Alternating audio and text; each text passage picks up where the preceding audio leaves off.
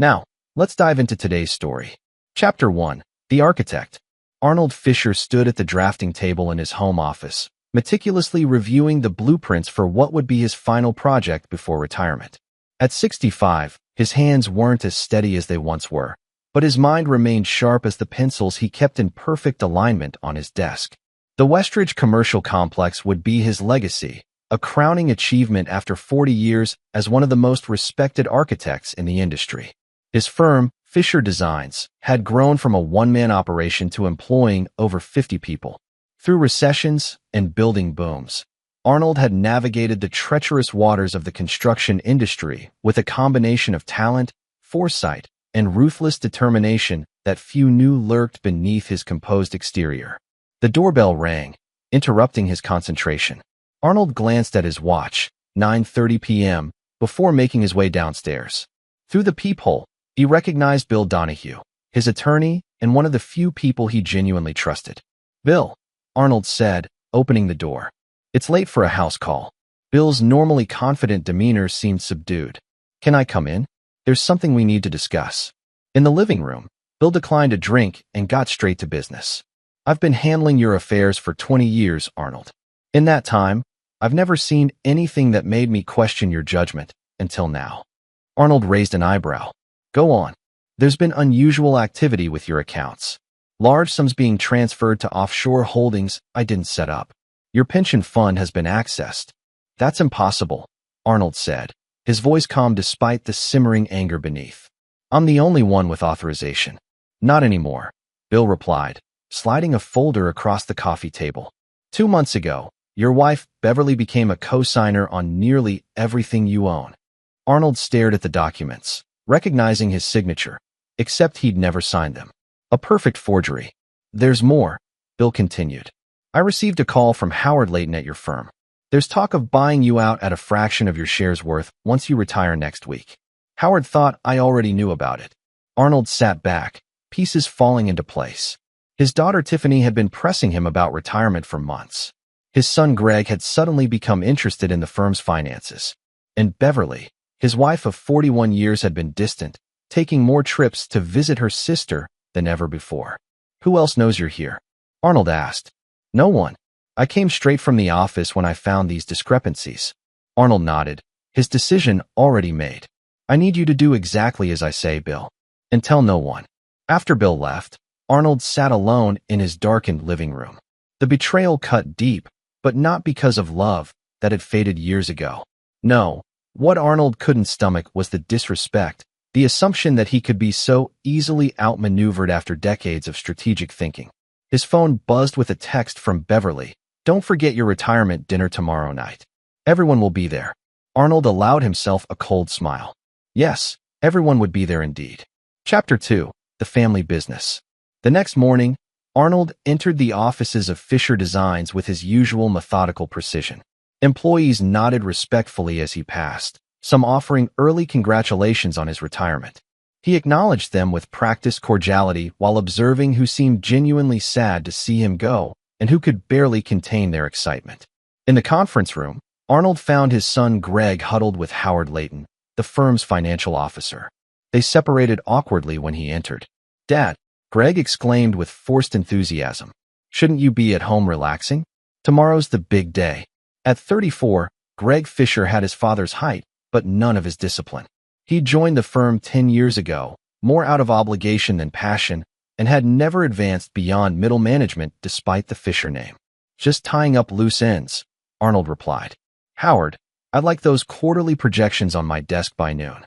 Howard paled. "Quarterly projections? But you're retiring. And until I do, this remains my company." Arnold's tone left no room for discussion. After Howard scurried away, Greg attempted damage control. "Dad, we've been talking about the transition. With you retiring, it might make sense to restructure some things." "I'm sure that's true," Arnold said noncommittally. "Where's your sister?" Greg checked his watch. "Tiffany had a breakfast meeting with the Westridge investors. She should be back soon." Unlike her brother, Tiffany Fisher had inherited Arnold's ambition and cunning. At 39, she'd risen to become the firm's head of business development. She was smart, driven, and, as Arnold had recently discovered, utterly disloyal. As if summoned by the thought, Tiffany strode into the room, impeccably dressed and radiating confidence. "Dad, I didn't expect to see you today." "Clearly," Arnold replied. "How was your meeting with Westridge?" A flicker of surprise crossed Tiffany's face. "Productive. They're excited about breaking ground next month." "Interesting. Because Roger Hammond called me this morning to confirm our lunch tomorrow." He seemed unaware of any breakfast meeting. Tiffany recovered quickly. "Not Roger. I met with Diane from their legal team about some contractual details." Arnold let the lie hang in the air, noting how Greg shifted uncomfortably while Tiffany maintained eye contact. "I see. Well, I look forward to hearing all about it at the dinner tonight." Before leaving, Arnold stopped by his office. From his safe, he removed a small flash drive and several documents, placing them in his briefcase. Then he accessed his computer, making a few crucial adjustments to files that would remain dormant until needed. On his way out, he passed Tiffany's assistant, Zoe, a bright young woman who'd always shown him respect. "Mr. Fisher," she called out, "I have those files you requested on the Westridge project, the original drafts and the revised versions." Arnold took the folder, recognizing an ally. "Thank you, Zoe. Your attention to detail is why you'll go far in this business." By the time Arnold arrived home, Beverly was in full preparation mode for the evening's festivities.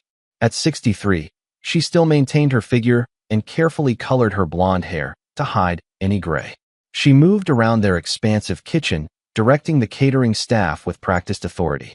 "There you are," she said when she spotted him. "I've been calling you all morning." "I had matters to attend to at the office," Arnold replied, watching her closely. "Bill Donahue stopped by last night." Beverly's hands paused briefly before continuing to arrange flowers. "Oh, what did he want?" "Just some paperwork for the retirement." "Speaking of which, who all is coming tonight?" "Just family and close friends," Beverly said, not meeting his eyes. "Your partners from the firm, of course." "Oh, and I invited Roy Sullivan." Arnold kept his expression neutral at the mention of Roy, a real estate developer he'd worked with occasionally. "Roy Sullivan? I wasn't aware you two were close." "We're not," Beverly replied too quickly. "But he's been instrumental in the Westridge project, so I thought it appropriate." Arnold nodded, pieces continuing to fall into place. "Of course. Very thoughtful of you." He headed upstairs to shower and change, pausing in their bedroom to open Beverly's top drawer. Buried beneath her scarves was a burner phone. The text messages confirmed what he already suspected. Beverly and Roy Sullivan had been having an affair for at least a year. More damning were the messages discussing the plan and how they needed to secure the assets before Arnold's retirement. There were texts to both Greg and Tiffany, coordinating their efforts to push him out and claim everything he'd built. Arnold returned the phone exactly as he'd found it and went to prepare for his retirement dinner.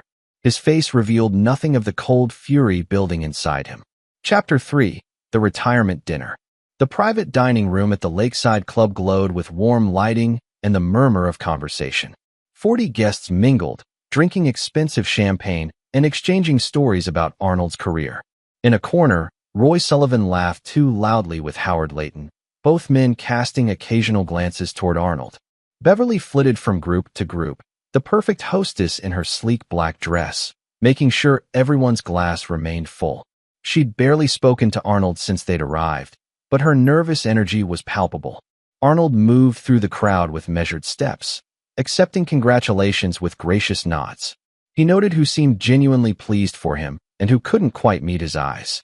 The map of betrayal and loyalty became clearer with each interaction. When dinner was announced, he found himself at the head of the long table, with Beverly to his right and Tiffany to his left. Greg sat beside his mother, while Roy Sullivan had somehow secured a seat directly across from Beverly. As the first course was served, Arnold rose to his feet, tapping his glass for attention. The room quieted expectantly. "Thank you all for coming tonight," he began. 40 years is a long time to dedicate to a profession. I've watched architectural trends come and go, seen buildings rise and fall, and through it all, I've held to one principle: integrity in design. A building without a strong foundation is destined to collapse. He paused, looking directly at his family. The same is true of relationships. Without trust, they crumble under pressure. The subtle shift in the room's atmosphere was perceptible only to those who understood the undercurrents. Beverly's smile froze in place. Tiffany straightened in her chair. Greg suddenly found his napkin fascinating. To mark this occasion, Arnold continued, I'd like to make a few announcements about the future of Fisher Designs. Howard Layton leaned forward eagerly, while Roy Sullivan's eyes narrowed. First, I'm pleased to announce that the Westridge Commercial Complex will proceed as planned, with one significant change. Instead of breaking ground next month, construction will begin immediately under my direct supervision. Tiffany's head snapped up. But Dad, the schedule has been adjusted, Arnold finished for her. I spoke with Roger Hammond this afternoon. He was quite interested to learn about certain modifications that were being proposed without his knowledge. Before anyone could respond, the double doors to the dining room opened, and Bill Donahue entered, carrying a leather portfolio. He nodded to Arnold and took up a position near the wall. Second, I've decided not to retire just yet. Arnold's announcement sent a ripple of surprise through the room. There are aspects of the business that require my continued attention. Beverly found her voice. But darling, we've planned everything. The travel, the new house in Palm Springs. Yes, the house, Arnold said thoughtfully. I've been meaning to discuss that with you. He gestured to Bill, who stepped forward and placed the portfolio on the table. From it, Arnold withdrew several documents. These are interesting reading, he said conversationally. Transfer of power documents, banking authorizations, property deeds, all with my signature. Except I never signed them. The color drained from Beverly's face. Greg looked ready to bolt, while Tiffany maintained her composure despite the sudden tension. Arnold, Beverly began, her voice strained. I don't know what you're talking about. No. Arnold turned to Roy Sullivan. Perhaps Roy can enlighten us. After all, it was his handwriting expert who forged my signature so convincingly. Sullivan's face hardened. That's a serious accusation, Fisher. You'll want to be careful. Oh, I'm always careful, Arnold replied. Which is why I had security cameras installed in my home office 3 years ago. The footage of Beverly removing documents from my safe makes for compelling viewing. A heavy silence fell over the room. Guests who had come expecting a celebration now found themselves unwilling witnesses to a family implosion. Beverly recovered first, her shock transforming into cold determination. She reached into her purse and removed a thick envelope, sliding it across the table to Arnold. We'd planned to do this privately, she said, her voice steady. But since you insist on making a scene. Arnold opened the envelope to find divorce papers, already signed by Beverly, with sticky tabs indicating where his signature was required. 41 years, he said quietly. And this is how you choose to end it. Your pension is ours, you get nothing. Greg blurted out, emboldened by alcohol and the conviction that their plan was still salvageable. Tiffany, ever more calculating, added with a cruel smile. Congrats on 40 years of wasting your life, old man. Did you really think we'd let you control everything forever? Arnold surveyed the faces of his family, his wife, his daughter, his son, and saw not a trace of remorse or affection. Only greed and the frustration of schemes disrupted. With deliberate movements, he removed a pen from his pocket and signed every sticky tab page in the divorce papers. Understood, he said, pushing the envelope back to Beverly. Then he stood, buttoned his suit jacket, and addressed the stunned room. Dinner is, I believe, concluded. Thank you all for coming. As he walked out, he heard Beverly hiss to Bill. Is he serious? He just signed everything away. Bill's response was lost as the door closed behind Arnold. Outside in the cool night air, he took a deep breath and checked his watch. The first phase of his plan was complete. Now came the disappearance. Chapter 4, Going Dark. 3 days after walking out of his retirement dinner, Arnold Fisher had effectively vanished. He'd cleared out his office at Fisher Designs, taking only personal items and leaving no note. His cell phone went straight to voicemail. His email returned automated responses. His credit cards remained unused. Beverly Fisher paced the marble floor of their living room, phone pressed to her ear. Pick up. Damn it, she muttered as Tiffany's call went to voicemail for the third time. She'd awakened that morning to find all the household accounts frozen. Her credit cards were declined when she tried to buy groceries. Even the utilities were scheduled to be shut off by the end of the week. The doorbell rang, and Beverly rushed to answer it, hoping for Arnold. Instead, she found two stern-faced individuals in suits. Mrs. Fisher? I'm Special Agent Walsh with the FBI, and this is Agent Cooper. We need to ask you some questions about Fisher Designs and certain financial irregularities. Beverly's knees nearly buckled. There must be some mistake. My husband handles all the company finances. Yes, we're looking for Mr. Fisher as well, Agent Walsh said, stepping inside without waiting for an invitation. But our investigation indicates that you've been a signatory on several accounts where questionable transactions occurred. I only signed what I was told to sign. Beverly stammered, her carefully constructed world beginning to crumble. Across town, Tiffany Fisher was experiencing her own crisis. She'd arrived at the office to find the locks changed and security guards posted at the entrance. "I'm sorry, Ms. Fisher," the guard said with professional detachment. "We have orders not to allow you or Mr. Greg Fisher on the premises pending an internal investigation." Investigation? By whose authority? Tiffany demanded, her usual confidence faltering. "The board of directors, ma'am. They called an emergency meeting last night." Inside, the employees had gathered in the main conference room, where Bill Donahue addressed them alongside Zoe Winters, Tiffany's former assistant who now appeared to be in a position of unexpected authority. "As you've probably heard," Bill was saying, "Fisher Designs is undergoing some structural changes. Mr. Arnold Fisher has temporarily stepped back from day-to-day operations, but remains the majority shareholder. Until the current situation is resolved, Ms. Winters will be acting as interim operations manager." The employees murmured in confusion. Zoe, only 28 and previously just an assistant, looked both determined and slightly overwhelmed by her new role. "What about Tiffany and Greg Fisher?" someone asked. Bill cleared his throat. "They are currently on administrative leave pending an investigation into certain financial discrepancies." Outside the building, Tiffany's phone rang. It was Greg, his voice pitched high with panic. "Tiff, the bank just called. Our accounts are frozen. All of them. And there are 2 FBI agents at my apartment asking about offshore transfers." "Calm down," Tiffany ordered, though she felt anything but calm herself. "It's just Dad trying to scare us. He can't possibly have." "It's not just Dad," Greg interrupted. "They mention Roy Sullivan too. They have records of meetings, phone calls, everything." Tiffany's blood ran cold. She glanced at her watch, 11:30 a.m. By her count, that made 43 messages she'd left for her father since the retirement dinner.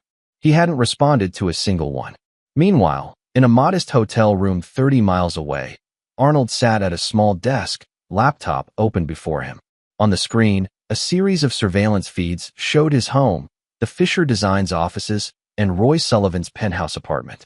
Arnold watched dispassionately as FBI agents questioned Beverly, as Tiffany was turned away from the office, as Greg paced his apartment in panic.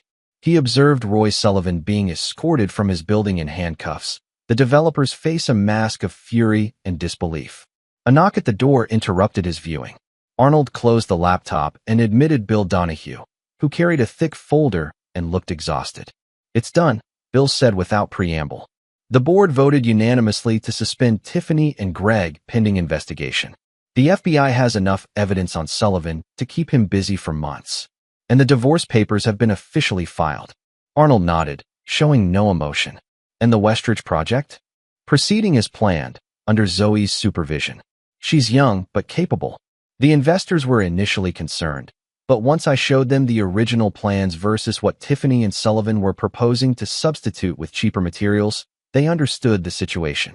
"Good," Arnold said, turning to the window. "And Beverly?" Bill sighed.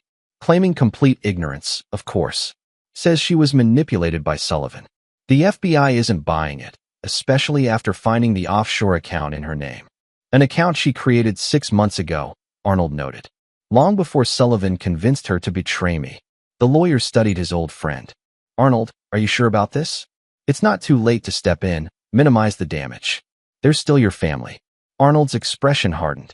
"They stopped being my family the moment they decided I was worth more to them dead than alive." "Dead?" Bill echoed, shocked. "Surely they weren't." "Phase 2 of their plan," Arnold interrupted. "After securing my assets, Beverly and Sullivan planned a convenient accident during our retirement travels. Tiffany found a doctor willing to testify that I was showing early signs of dementia, making my death while operating a boat or car more plausible." Bill sank into a chair. "How did you discover all this?" I've been suspicious for months. Small inconsistencies, conversations that stopped when I entered a room. So I planted information, monitored their reactions, and installed surveillance. The retirement announcement was the final test. It accelerated their timeline and forced them to make mistakes. Arnold turned back to his laptop, opening a different file. Now we move to phase 2 of my plan.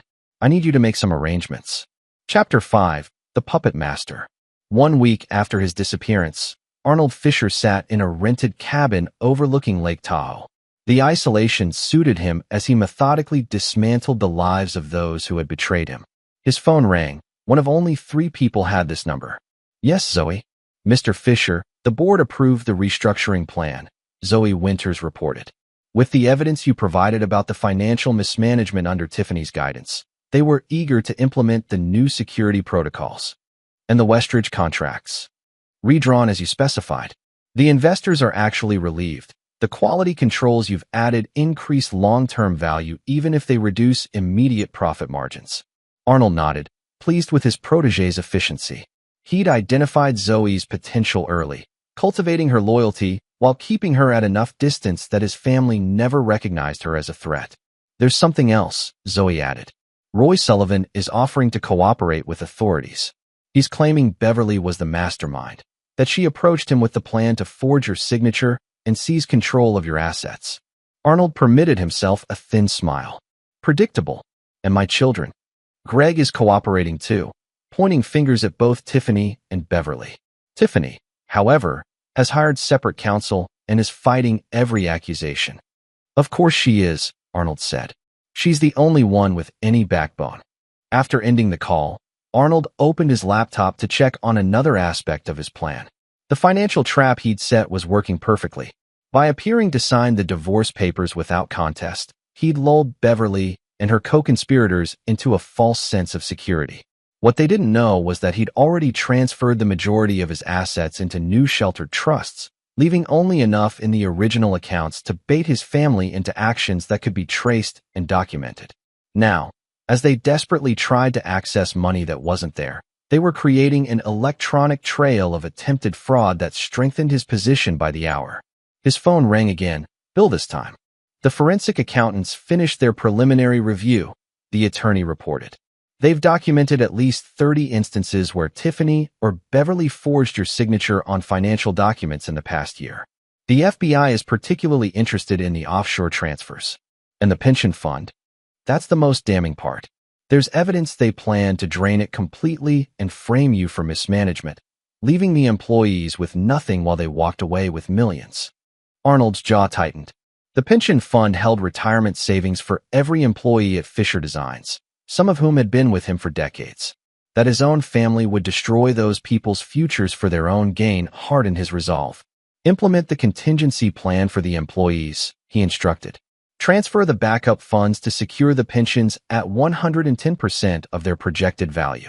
Already done, Bill confirmed. There's something else. Beverly has been trying to contact you through my office. She's claiming she was coerced, that Sullivan threatened her. No, Arnold said firmly. No contact. After hanging up, Arnold sat in silence, gazing at the lake. For decades, he believed his greatest creation was his architectural firm. Now he realized his true masterpiece was this elaborate trap, designed to give his betrayers exactly what they deserved. His third phone call of the day came just after sunset. Mr. Fisher? This is Detective Morales with County Police. We've detained a woman attempting to break into your Lake Tahoe property. She claims to be your daughter. 20 minutes later, Arnold walked into the small police station to find Tiffany sitting defiantly in an interview room. She looked disheveled, her normally perfect appearance frayed at the edges. When Arnold entered, she leapt to her feet. Dad, thank God. You have to stop this. Arnold remained standing, keeping the table between them. Stop what exactly? This vindictive campaign. The FBI, the board, the frozen accounts. You've destroyed everything we built. We, Arnold repeated coldly. I don't recall your contribution to 40 years of my work. Tiffany switched tactics, her eyes filling with tears. Dad, please. Mom made a mistake. We all did. But this punishment is too extreme. Punishment implies I'm seeking justice, Arnold replied. I'm not. I'm simply protecting what's mine. By ruining us. Tiffany demanded, her facade cracking. Greg can barely function. Mom might go to prison. Is that what you want? Arnold studied his daughter, seeing in her the same calculating intelligence he possessed, but none of the principles he'd tried to instill. What I wanted, he said quietly, was a family I could trust. Clearly, that was too much to ask. Tiffany lunged across the table, her composure completely shattered. You self-righteous bastard. You never gave us a chance to run things our way. You controlled everything. As officers pulled her back, she screamed, "You'll regret this.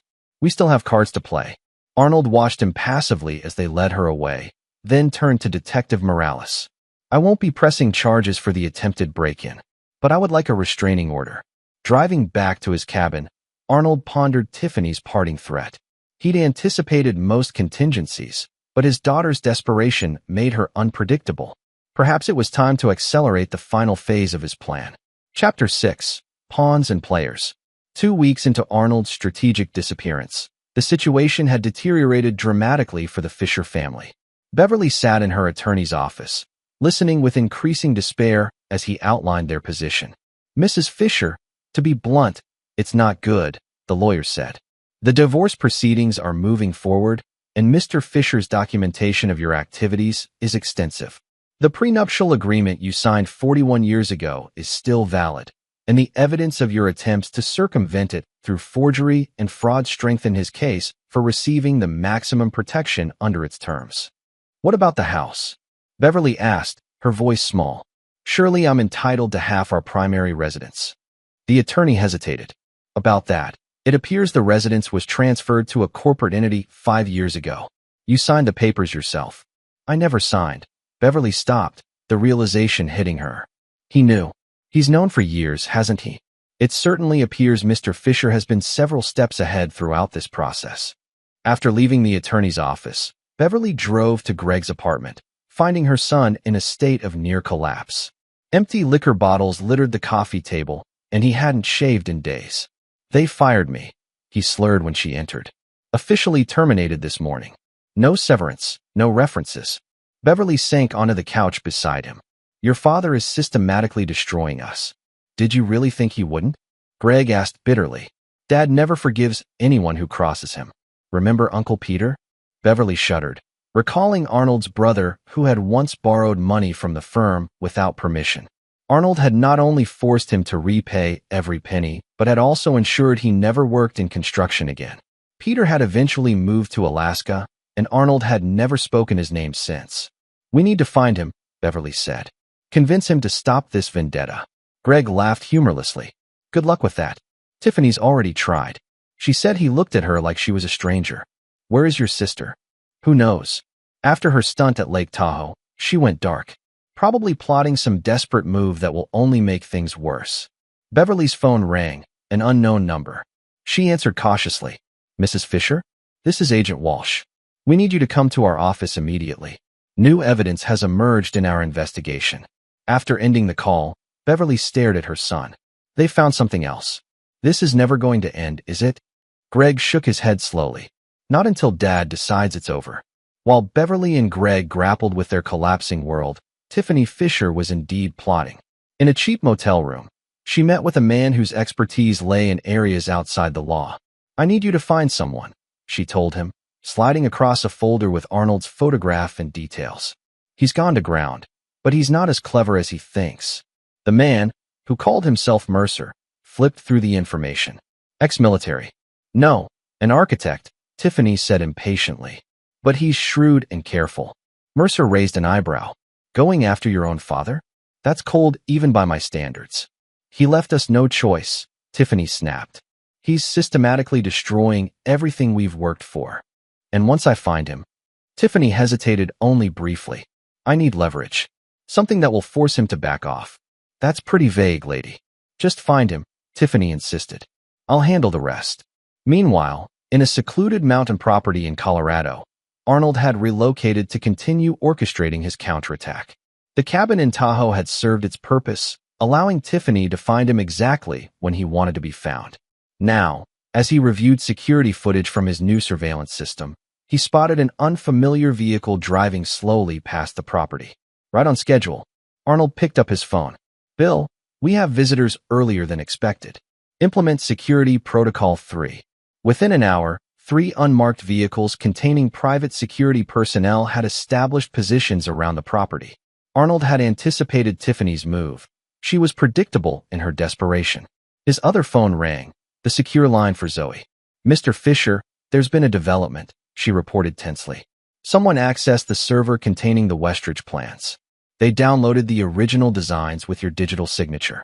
Arnold processed this information. When, 20 minutes ago, the system flagged it because the access came through Roy Sullivan's credentials, which should have been deactivated. "They weren't deactivated," Arnold corrected her. "They were monitored." "Who logged in from Sullivan's account?" "The IP address traces back to a device registered to Tiffany." Arnold nodded to himself. As expected, she's gathering ammunition, looking for a way to force a compromise. "Should we lock her out?" "No," Arnold decided. "Let her think she's found something valuable. It's time to spring the final trap." After ending the call, Arnold opened his laptop and activated a program that had lain dormant for weeks. Across the country, electronic triggers fired, releasing information packages to specific recipients: journalists, industry regulators, ethics committees, and law enforcement agencies. Arnold watched as his elaborate chess game entered its endgame. All the pieces were in position. His family had made exactly the moves he'd anticipated, driven by greed and desperation into the corners he'd designed for them. Now it was time for the final confrontation. Chapter 7: Convergence. 3 weeks after walking out of his retirement dinner, Arnold Fisher sat in the conference room of the Mountain View Resort, watching the snow fall outside. The elegant Colorado Lodge offered both luxury and discretion, perfect for what he had planned. Across from him, Bill Donahue reviewed documents while they waited. "Are you absolutely certain about this, Arnold? Once we proceed, there's no going back."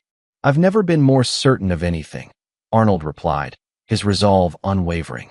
A discreet knock at the door announced the arrival of Zoe Winters, who entered carrying a tablet and looking apprehensive. "They're here," she reported. "All 3 of them, just as you predicted." Arnold nodded. "And our other guests?" "In position. The FBI agents are in the lobby. The board members are in the adjacent conference room. The journalists are being kept in the hotel bar for now." "Excellent. Show them in, one at a time. Beverly first." When Beverly Fisher entered the conference room, her confident stride faltered at the sight of her husband. Arnold sat imperiously at the head of the table, flanked by Bill and Zoe, looking entirely in control. "Arnold," Beverly began, summoning her most conciliatory tone. "Thank you for finally agreeing to meet. This situation has gotten completely out of hand." Arnold gestured to a chair. "Sit down, Beverly." She complied, smoothing her skirt nervously. "I want you to know that I never intended things to go this far. Roy Sullivan manipulated me." "Spare me," Arnold interrupted coldly. "I have recordings of you and Sullivan planning my accident after retirement. The dementia diagnosis you arranged. The offshore accounts you established long before Sullivan entered the picture." Beverly paled but rallied quickly. "Whatever you think you know, we can work this out privately. For the sake of our history together, our children.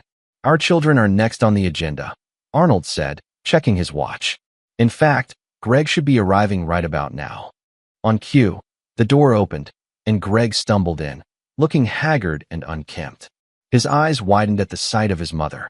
"Dad, Mom, what's going on? I got a message saying you wanted to negotiate." "Sit down, Greg," Arnold directed.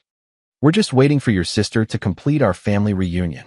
Greg took a seat, casting nervous glances between his parents. "Look, Dad, I know things got messed up, but I was just following Tiffany and Mom's lead. They said you were becoming erratic, that we needed to protect the company." "By stealing from it?" Arnold asked quietly. "By draining the pension fund that supports loyal employees who've worked for me for decades." Before Greg could respond, the door flew open, and Tiffany strode in, her face flushed with triumph. She slapped a folder onto the table. "I've got you now," she announced, glaring at her father. "Original Westridge plans with your signature, alongside modified versions that reduce costs by 40% while maintaining the same fee structure. Fraud, pure and simple."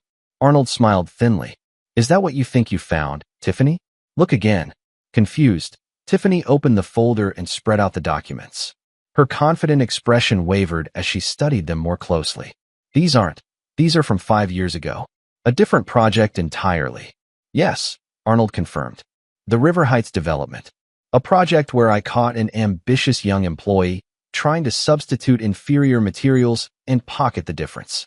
An employee I fired and then blacklisted from the industry. Tiffany's face drained of color. You baited me. I did, Arnold acknowledged. Just as I've been baiting all of you for months. Every move you've made has been anticipated and countered. Every desperate attempt to save yourselves has only entangled you further in legal consequences. Beverly found her voice. Why? If you knew what we were planning, why not just confront us? Why this elaborate revenge? Because you needed to understand exactly who you were dealing with, Arnold replied, his voice dangerously soft. For years, you've taken my restraint for weakness. My focus on work as detachment. You mistook my trust in family as naivety. He stood, commanding the room with his presence. That ends today.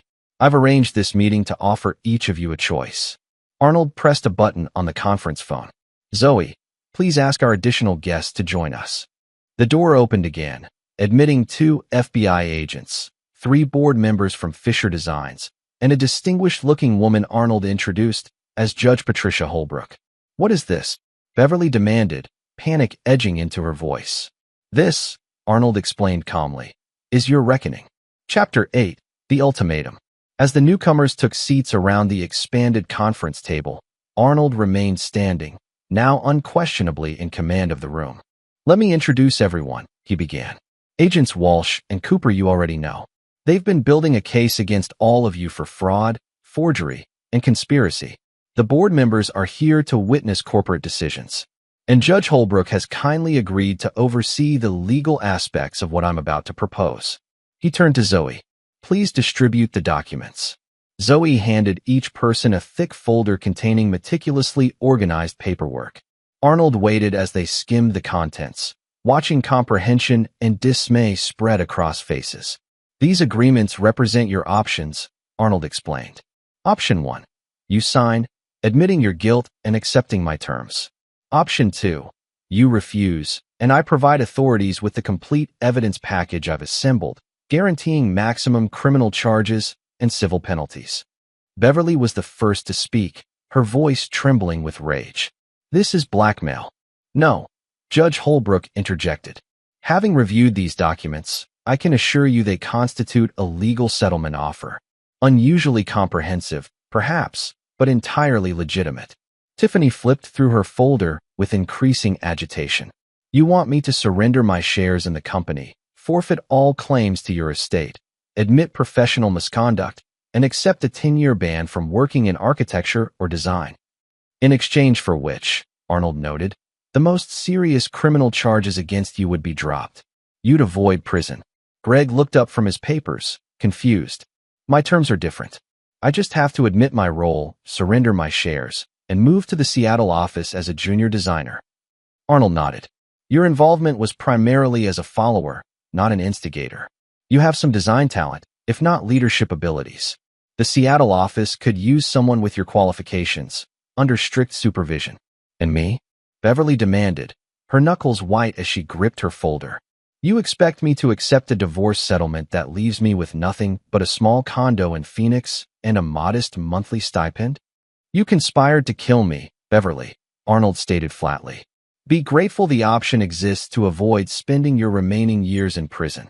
Agent Walsh cleared his throat. Mr. Fisher has been cooperating with our investigation. The evidence of conspiracy to commit murder is compelling, Mrs. Fisher. Without this agreement, we would be pursuing maximum charges. Beverly's facade cracked entirely. This is insane. Roy Sullivan came up with that plan, not me. I never would have gone through with it. The recordings suggest otherwise, Arnold said coldly. Your enthusiasm for the idea was quite evident. Tiffany, always the strategist, had been scanning her documents more carefully. There's a deadline on these offers. Midnight tonight. Correct, Arnold confirmed. By morning, I need to know who's accepting my terms and who's choosing to fight in court. Choose wisely. He gestured to the board members. These gentlemen are here because immediately following your decisions, We'll be holding an emergency board meeting to formalize the new structure of Fisher Designs. With or without your participation. The room fell silent as the weight of the situation settled on the Fisher family. Arnold watched them dispassionately, noting the different stages of realization crossing their faces. Beverly looked shell-shocked, Greg seemed resigned, and Tiffany, always his most similar child, appeared to be calculating odds and possibilities. "I'll give you 1 hour to review the documents and consult privately," Arnold announced. "Then I'll speak with each of you individually to hear your decisions." As he turned to leave, Tiffany called out, "What about Roy Sullivan? Why isn't he here?" Arnold paused at the door.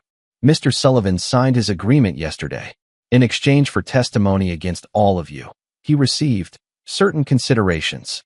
After Arnold left with the officials, the three Fishers sat in stunned silence until Beverly spoke. "He's bluffing. He won't really send his own family to prison." Tiffany laughed bitterly. "Are you still not getting it, Mom? He absolutely will. Dad never bluffs, and he never forgives.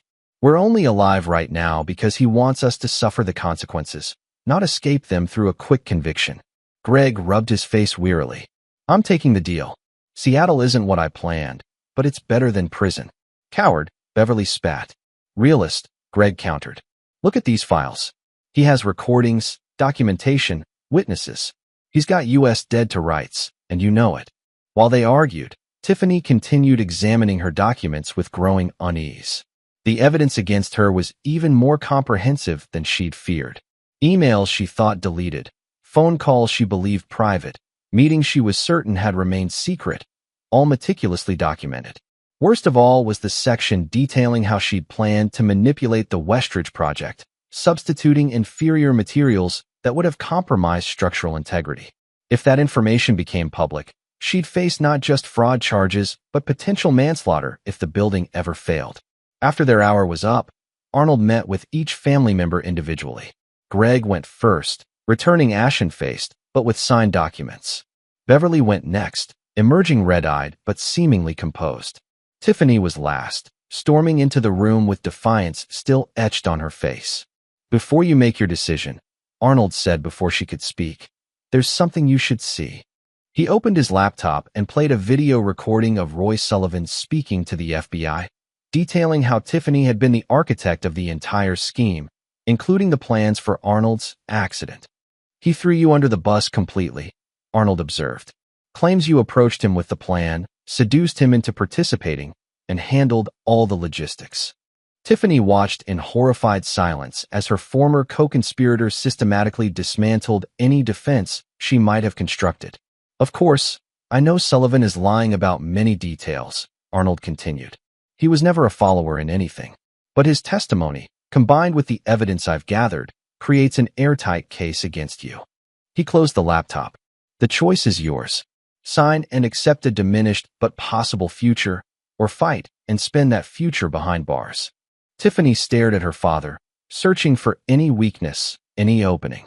Finding none, she finally asked, "Why offer me any deal at all? Why not just destroy me completely?" Arnold's expression remained impassive. "Because unlike you, I take no pleasure in destruction for its own sake. I build things, Tiffany. That's always been the difference between us." After a long moment, Tiffany picked up the pen and signed. Chapter 9, New Foundations. 1 month after the confrontation in Colorado, Arnold Fisher stood at the construction site of the Westridge commercial complex, watching as concrete was poured for the foundation. The crisp autumn air carried the sounds of heavy machinery and workers calling to each other, the symphony of creation that had always satisfied him most. Beside him, Zoe Winters reviewed specifications on her tablet. At 30, she now carried the title of Executive Vice President at Fisher Designs, her rapid rise justified by both talent and unwavering loyalty. "The modified support columns are being installed today," she reported. "The engineers say your design improvements will make this the most earthquake-resistant structure in the region." Arnold nodded, surveying the busy site. "A building is only as strong as its foundation, Zoe. Cut corners there, and everything above is compromised." The irony of the metaphor wasn't lost on either of them. "Have you heard from any of them?" Zoe asked carefully. Arnold's expression remained neutral. "Greg checked in with his supervisor in Seattle last week. Apparently, He's showing up on time and following direction. Beverly has moved into the Phoenix condo and filed a petition to renegotiate her stipend, which was denied. And Tiffany? He paused, a flicker of something, not regret, but perhaps acknowledgement, crossing his features. Tiffany has left the country. Bill's contacts report she's in Dubai, attempting to rebuild some semblance of a career outside the reach of her professional ban in the States. Zoe hesitated before asking her next question. Do you ever think about what might have happened if you hadn't discovered their plan? Arnold turned to study the blueprints spread on a nearby table. I've never been one for pointless speculation. What happened, happened. What matters now is what we build next. As they walked the perimeter of the massive construction site, Arnold's phone rang. It was Bill Donahue. The board approved the new succession plan, the attorney reported. Your retirement package has been formalized with all the protections we discussed, and the employee pension fund has been secured in the independent trust, beyond the reach of any future corporate restructuring. Good, Arnold said. And the Fisher Family Foundation? Established as specified. The initial endowment has been transferred, and the charter filed with restrictions preventing any family member from accessing or controlling the funds. The foundation will support architectural scholarships and community development projects in perpetuity. After ending the call, Arnold paused to watch a massive steel beam being hoisted into place, the framework of his final professional creation taking shape against the sky. You know, Zoe ventured, most people in your position would have been destroyed by what happened. Not just financially, but personally. To have your entire family betray you like that. Arnold turned to face his protege, his expression resolute. They made a fundamental miscalculation. They saw my discipline as rigidity, my patience as passivity, and my silence as weakness. They forgot that I've spent 40 years designing structures meant to withstand catastrophic forces. He looked back at the rising building. I applied the same principles to my response. Analysis, planning, precision, and most importantly, I never built on a foundation of emotion. Revenge driven by anger invariably collapses under its own weight. A construction foreman approached, requesting Arnold's input on an adjustment to the atrium design. As they discussed technical details, Arnold appeared more animated than he had in months, fully engaged in the work that had always defined him. Later, as sunset painted the construction site in amber hues, Arnold stood alone on what would eventually become the building's observatory deck. From his briefcase, he removed a small photograph, the Fisher family from 20 years earlier, when the children were young adults, and Beverly still looked at him with something resembling affection. Without ceremony, he tore the photograph into pieces and let the fragments scatter in the wind. His phone buzzed with a message from Beverly. The lawyers say there's no way around the agreement. Please, Arnold, we need to talk. 41 years has to count for something. Arnold deleted the message without responding, just as he deleted the 45 previous attempts she'd made to contact him. Some betrayals could not be forgiven. Some foundations, once cracked, could never again be trusted to bear weight. Arnold Fisher had learned this lesson through decades of building structures meant to endure. He'd applied that wisdom to dismantling the fraudulent structure of his family with the same methodical precision he'd once used to create it. As he looked out over the emerging skeleton of steel and concrete that would stand as his professional legacy, Arnold felt neither joy nor regret. Only the quiet satisfaction of a master craftsman who had executed his most challenging design flawlessly. The ringing of his phone interrupted his thoughts. It was Zoe again. Mr. Fisher, the board members have arrived for dinner. They're eager to discuss the transition timeline. Tell them I'll be there shortly, Arnold replied. I just needed one last look at the foundation. As darkness fell over the construction site, Arnold Fisher walked away without looking back. Behind him rose the framework of his final architectural achievement. Ahead lay a future entirely of his own design, one built on the understanding that true strength comes not from what you gain or even what you create, but from what you refuse to allow others to take from you.